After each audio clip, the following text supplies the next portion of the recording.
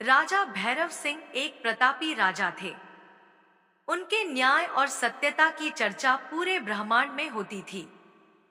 उनके राज्य में झूठ बोलने की सजा सिर्फ मौत थी। एक दिन महाराज शाही बगीचे में टहल रहे थे कि अचानक खड़खड़ाने की आवाज सुनाई देती है। महाराज, अरे, ये बेचारी बत्तख घायल कैसे हो गई? जिसने किया है उसे जरूर सजा मिलेगी। महाराज, सैनिकों, इस बत्तख को वैद्य के पास ले जाओ। जिसने इसे घायल किया है वो कल दरबार में हाजिर हो। राजकुमार, पिताजी, देखो मुझे क्या मिला है। एक सैनिक की तलवार। मैंने अभी इससे एक बत्तख का शिकार भी किया। महाराज, ओ, तो वो तुम थे, बेटे। ये एक सैनिक की तलवार है, तुम्हारे पास कैसे आई? राजकुमार, पिताजी, मुझे ये तलवार अच्छी लगी तो मैंने ये ले ली। ये मेरा राज्य है, यहाँ का सब कुछ मेरा ही तो है। सैनिक, महाराज, मैं अपनी तलवार के खो जाने की सूचना देने आया हूँ। महाराज, मेरे बेटे ने बिना तुम्हारी अनुमति के तलवार उठाई है, कल दरबार में न्याय होगा। एक परी वहीं बाग में अदृश्य रूप में ये सब सुन रही थी। वह राजा से बहुत प्रभावित हुई और अगले दिन रूप बदलकर राजा का न्याय देखने दरबार पहुंची। महाराज, क्या तुमने सैनिक के आदेश के बिना उसकी तलवार ली और बत्तख को घायल किया? राजकुमार, जी महाराज, मैं इससे खेलना चाहता था लेकिन ये गलत था। मुझे अनुमति लेनी चाहिए थी। महाराज, तुम्हारी सजा सैनिक तय करेगा क्योंकि तुमने इसकी तलवार चुराई है। ये तुमसे कुछ भी मांग सकता है। सैनिक, राजकुमार हमारे देश के होने वाले महाराज हैं। मैं अपने पुत्र के लिए राजकुमार की पक्की दोस्ती चाहता हूँ। राजकुमार, मैं सजा के लिए तैयार हूँ। आज से आपका पुत्र मेरे साथ राजमहल में रहेगा और मेरे गुरु से शिक्षा प्राप्त करेगा। महाराज, उस बत्तख का न्याय करने के लिए तुम क्या कहना चाहते हो राजकुमार? राजकुमार, उस बत्तख की देखभाल की पूरी जिम्मेदारी लेता हूँ। आज से वो बत्तख भी मेरे साथ रहेगी। सैनिक राजकुमार को माफ कर देता है और राजा की जय जयकार होने लगती है। परी परीलोक में इसकी सूचना देती है। परी, माना कि राजा बहुत न्यायप्रिय है। उसने अपने बेटे को भी न्याय के लिए दरबार में बुला लिया। लेकिन मैं अपने सौंदर्य के जादू के आगे राजा का न्याय भुला दूंगी। मैंने सुना है पिछले 2 वर्षों से उसकी पत्नी अस्वस्थ है। रानी परी, महाराज एक पत्नीव्रता है, उसे तुम्हारे सौंदर्य से कोई भी फर्क नहीं पड़ेगा। तुम चाहो तो परीक्षा ले सकती हो। परी एक सुंदर लड़की का रूप बन राजा से मिलती है। परी, महाराज, आप बहुत बड़े ज्ञानी और न्यायप्रिय राजा हैं। सुना है अस्वस्थ होने के बावजूद भी आप अपनी रानी को बहुत प्रेम करते हैं। महाराज, बिल्कुल सही सुना है आपने राजकुमारी। मैं अपनी पत्नी को अपनी जान से भी ज्यादा प्रेम करता हूँ। और रही न्यायप्रिय होने की बात, तो कोई भी राजा सजगता से प्रजा को प्यार करेगा तो सदैव सही न्याय करेगा। परी, इच्छा शक्ति और सजगता की क्या जरूरत है महाराज? अगर राजा को कोई जादुई शक्ति मिल जाए तो भी तो वो न्याय कर सकता है। महाराज, जादुई शक्ति नहीं, मैं ये नहीं मानता। न्याय के लिए किसी भी राजा का प्रजा के साथ प्रेमपूर्ण संबंध होना और सच्ची इच्छा शक्ति की जरूरत होती है। परी, सचमुच महाराज आप अपनी बातों पर दृढ़ रहने वाले हैं और किसी भी बात को बिना जाने नहीं मानते। मैं आपसे बहुत प्रभावित हूँ और मैं आपसे विवाह करना चाहती हूँ। महाराज, तुम असीम सुंदरी हो, लेकिन मैं पहले से ही विवाहित हूँ और अपनी पत्नी को बहुत प्रेम करता हूँ। परी, अपनी पत्नी को मृत्युदंड दे दे। आपकी महारानी पिछले कई सालों से अस्वस्थ चल रही है। आपको ऐसी महिला की क्या जरूरत? मेरे जैसी अपूर्व सुंदरी आपसे विवाह करना चाहती है। महाराज, तुम्हारी जुबान कैंची की तरह चलती है, इसे संभालो वरना तुम्हें अपनी जुबान से हाथ धोना पड़ेगा। तुम्हारी इतनी हिम्मत, तुम मुझसे मेरी प्रिय पत्नी की हत्या करने को कहो।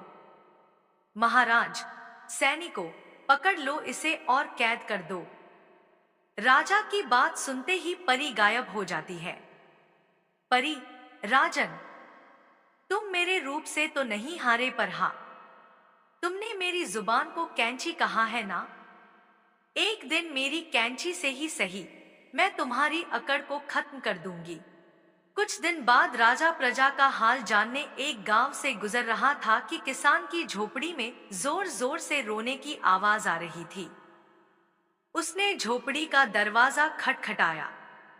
महाराज, अरे भाई, जरा बाहर आओ। तुम्हारे घर से रोने चिल्लाने की आवाज क्यों आ रही है? क्या कष्ट है? मैं तुम्हारे देश का राजा हूं। ये क्या, तुम्हारे कपड़े जगह जगह से कटे हुए हैं। किसान, महाराज, मैं कल फसल पकने के बाद फसल काटने के लिए खेत में पहुंचा। मैंने सोचा कि काश मुझे कोई ऐसी जादुई चीज मिल जाए जो मेरी फसल को तुरंत काट दे। अचानक ही मेरे हाथों में सुनहरे रंग की कैंची आ गई और कुछ ही मिनटों में फसल कट के खत्म हो गई। तभी वहां पर एक परी आई। परी, ये जादुई कैंची है। ये सभी का न्याय करती है और असत्य बोलने वालों के कपड़े काट देती है और कपड़ों को काटकर उन्हें नग्न कर देती है। ये मेरी तरफ से राजा को उपहार है। न्याय के लिए राजा को अब दर दर भटकने की प्रजा का सुख दुख मनोदशा जानने की जरूरत नहीं। कैंची की सहायता से वह न्याय कर सकता है। किसान, महाराज, मैं कैंची लेकर घर आ गया तो मेरी पत्नी ने मुझसे पूछा। पत्नी, क्यों जी? सुबह के गए अब लौटे हो, इतनी देर कैसे हो गई? किसान, मैंने कड़ी मेहनत करके फसल को काटा है, इसकी वजह से मुझे देर हो गई। किसान, महाराज, क्योंकि मैंने झूठ बोला तो कैंची ने मेरे सारे वस्त्र काट दिए। उसके बाद जब मैंने अपनी पत्नी से पूछा, किसान, आज सारा दिन क्या किया, खाना खाया या नहीं खाया? पत्नी, पूरे दिन उपवास रखकर भूखी प्यासी तुम्हारा इंतजार कर रही थी। किसान, उसके ऐसा कहते ही कैंची ने उसके कपड़ों को भी काट दिया और हम दोनों को ये समझ में आ गया कि हम दोनों ही एक दूसरे से झूठ बोल रहे थे। इसलिए कैंची ने हमारे सत्य को बाहर निकालने के लिए हमारे वस्त्रों को काट दिया। हम चाहते हैं कि आप इस कैंची को स्वीकार करें। ये न्याय करने में आपकी मदद करेगी। किसान की बात सुनकर राजा ने किसान से वह जादुई कैंची ले ली और राजमहल की तरफ चल पड़ा। एक दिन, महाराज, बोलो, क्या शिकायत है? आदमी, महाराज, ये ग्वाला दूध में पानी मिलाकर देता है। महाराज, सच बताओ, क्या तुमने दूध में पानी मिलाया था? ग्वाला, नहीं महाराज, मैं इतना पापी नहीं कि दूध में पानी मिलाऊं। आदमी, ये व्यक्ति पूरी तरह से झूठ बोल रहा है। तभी देखते ही देखते जादुई कैंची ने उस ग्वाला के सारे कपड़े काट दिए। ग्वाला, मुझे माफ करे सरकार, मुझसे गलती हो गई। आपकी जादुई कैंची ने भरे दरबार में मेरे कपड़े काट दिए। अदृश्य रूप में परी यह सब देखकर मन ही मन मुस्कुराने लगी। सब लोग राजा की जय जयकार करने लगे। इसी प्रकार अब रोज तरह तरह के मुकदमे का फैसला राजा कैंची की सहायता से लेने लगा। अब वो बिना सोचे समझे विचार किए मुकदमे के फैसले के लिए कैंची का मुंह देखता। मंत्री, महाराज, प्रजा का सत्य, सुख, दुख और दर्द जानने के लिए हमें भ्रमण करना चाहिए। महाराज, मंत्री, अब हमें इतना कष्ट करने की क्या जरूरत है? प्रजा का सुख दुख जानने से क्या लाभ? अब मेरी कैंची सबके लिए सही न्याय करती है, इसलिए सब स्वयं ही प्रसन्न होंगे। महाराज ने धीरे धीरे राजकाज में भाग लेना बिल्कुल ही बंद कर दिया। अब वो अपना ज्यादा समय आराम करने में और अय्याशी में बिताने लगा। मंत्री, सेनापति, हमारे महाराज को ये क्या हो गया है? अब वो राजकाज में बिल्कुल भी भाग नहीं लेते हैं और पूरे दिन आराम करते हैं।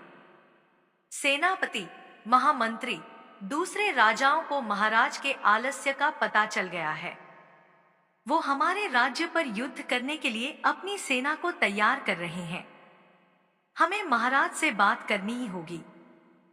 सेनापति, महाराज, अपने सेना में नए सैनिकों की भर्ती करनी है।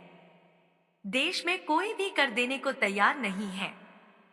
राजकोष खाली होता जा रहा है।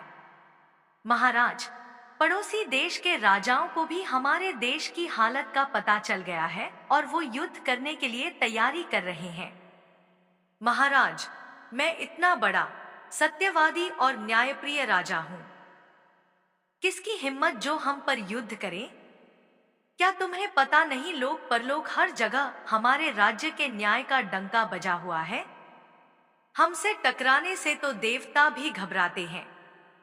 मंत्री, राजकाज में आपके भाग न लेने के कारण सारे राज्य में अराजकता फैल गई है। लोग चोरी चकारी कर रहे हैं। कोई किसी हुक्म कानून को नहीं मानता। महाराज, तुम लोग ये कैसी बातें कर रहे हो? मेरी कैंची प्रजाजनों के साथ सही न्याय कर रही है, जिसके कारण सभी लोग खुश हैं।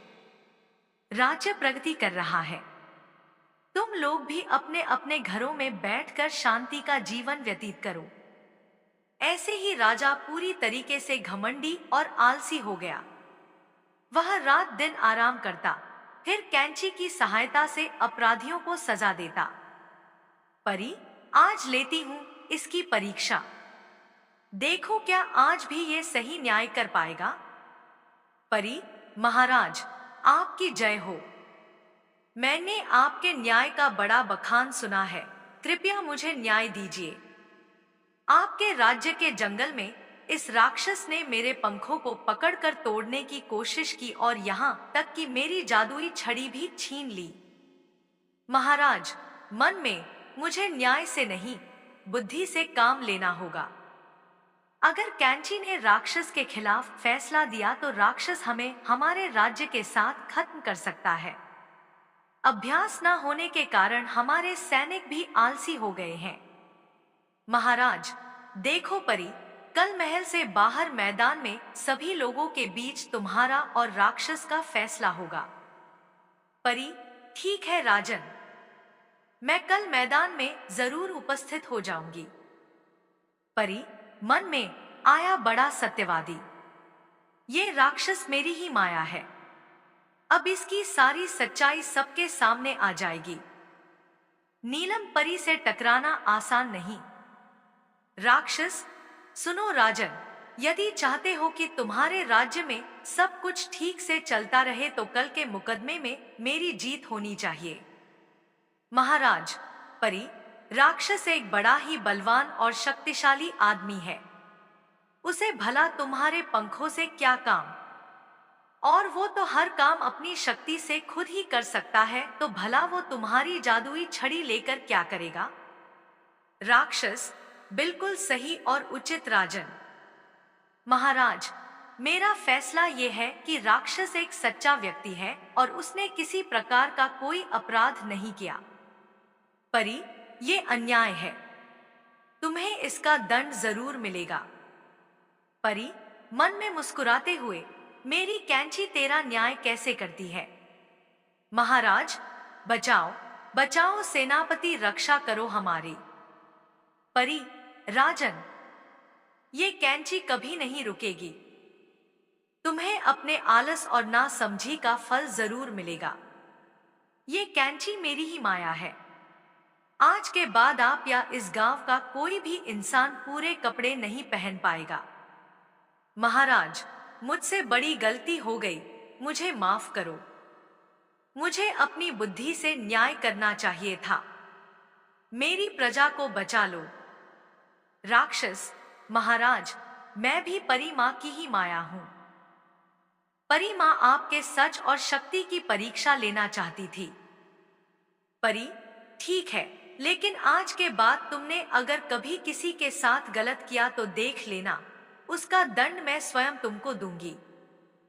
परी ने अपनी जादुई छड़ी से राक्षस को राजा के राज्य में बहुत दूर भेज दिया और कैंची को लेकर हमेशा के लिए परीलोक वापस चली गई। इसके बाद राजा ने कभी न्याय के लिए किसी की सहायता नहीं ली और राज्य में फिर से अमन कायम हो गया।